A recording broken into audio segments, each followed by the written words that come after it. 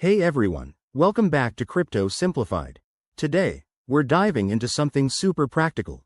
How to transfer USDT from ERC20 to TRC20 in 2025.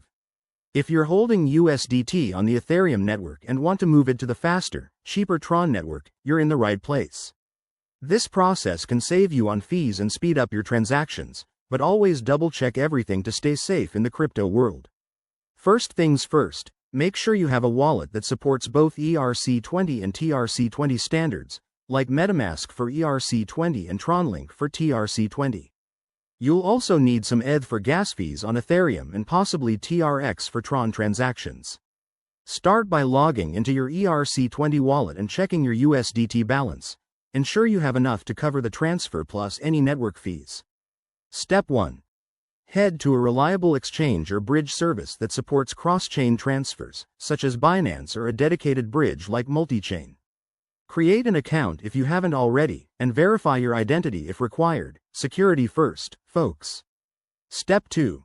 Deposit your ERC20 USDT into the exchange. Go to the deposit section, select USDT ERC20, and paste your wallet address or scan the QR code. Once it's confirmed, which might take a few minutes, go to the withdrawal section. Step 3. Choose to withdraw USDT as TRC20. Enter your TRC20 wallet address, double-check it to avoid any costly mistakes, and set the amount. Hit withdraw, and pay attention to any network fees. The transfer should process quickly on TRON, usually within seconds to minutes. A quick tip. Always use the official networks and avoid third-party services that seem sketchy.